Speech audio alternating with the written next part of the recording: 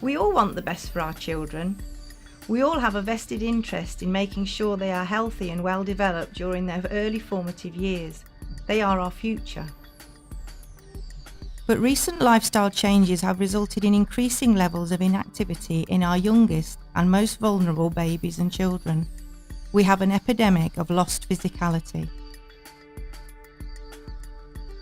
What is happening to the development of their senses, their motor skills, their ability to concentrate, and ultimately their ability to cope with life at school?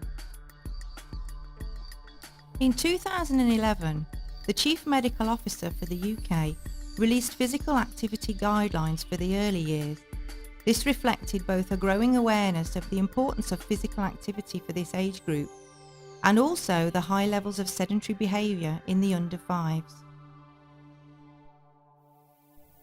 The Health Survey for England in 2012 showed that 91% of 2 to 4-year-olds fail to reach these guidelines. 84% of children under 5 engaged in less than 1 hour of physical activity per day. At the same time, levels of sedentary behaviour, prolonged sitting or lying, are extremely high, 8 to 10 hours a day. Physical activity levels in childcare settings appear also to be generally very low. The majority of studies suggest that children accumulate less than 60 minutes of moderate or vigorous physical activity over an 8-hour period. This is having a direct impact on all areas of children's lives, including their sensory development, movement skills, healthy weight, emotional well-being, and ultimately their readiness for formal learning at school. What problems do you see in children with poor movement skills? We've seen an increase really in things like concentration, behaviour, not being able to sit still on the carpet, needing to shout out all the time. Fine motor skills have been really noticeable, that children can't use a pair of scissors, can't hold a pencil properly. They're really struggling to form letters, and spatial awareness when they're playing, bumping into each other constantly, and not having an awareness of that space around them. And do you think this has had an impact over time? So has it changed over time? Definitely, it's sort of year on year it seems to get worse, and that's probably the dawn of the technological age.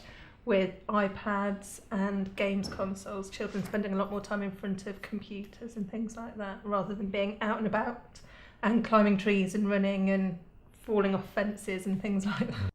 The truth is that experiences in early childhood sculpt a young child's developing brain.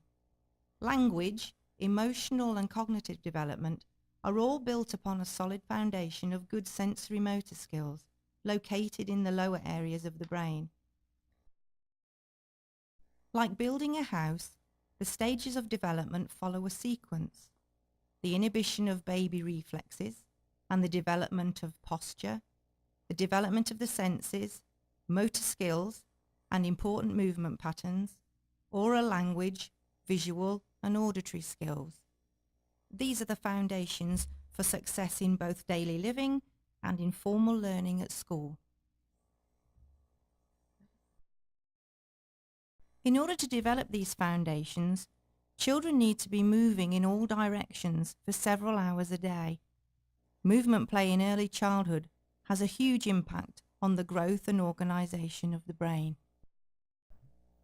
The Big Moves intervention programme has been created to help Foundation and Key Stage 1 children in schools improve their physical development and has an impact on wider school life, including developing listening, concentration, learning success and appropriate behaviour.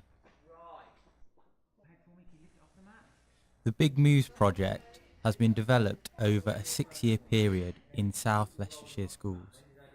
The programme is based upon how the brain develops in early childhood and the foundation of sensory and motor skills that every child needs to succeed in school and life. A specialist movement coach is employed to deliver a 6-week programme for Foundation for Key Stage 1 students.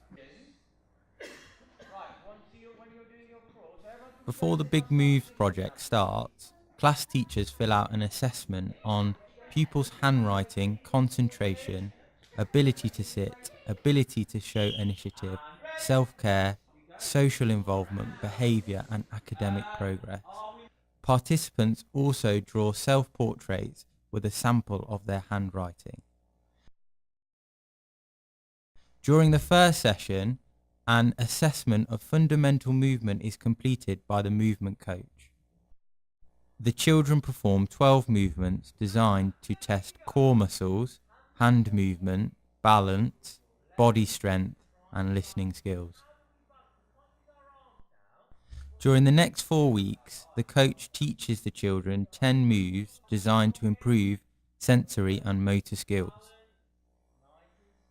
These moves are based around strengthening the children's body, core muscles, hand movement, balance, proprioception, control of eye movement and listening skills. The movement coach delivers a range of weekly activities designed to embed the moves, and school staff work with the children daily. A parent resource is given out to the children which encourages them to practice the movements at home. A member of staff from the school observes the sessions with the aim to carry on the project in their school after the final session. Session plans are given to staff and training is delivered to school staff to ensure the activities are sustained. The physical assessment is carried out again in the final week to measure the improvement in movement skill. After the last session, class teachers fill out the same assessments and note any progress. Right, so the next and the final part of the leader, Alexa. Mark. Right, can we follow the leader? Oliver. How has the Big Moves programme enabled you to tackle these issues?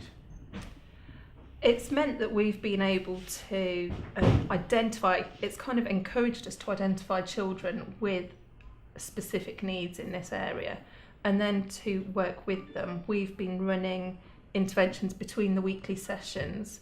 They've been coming out and working with our sports coach to help improve their gross motor and fine motor skills, to work on their core muscles. And we are using the techniques that you've shown us to build on what we've been doing in the sessions. We're also looking at running one-to-one interventions on a daily basis with specific children that need that extra push. What impact have you seen with the children taking part in the project? On the whole, we've seen huge improvements.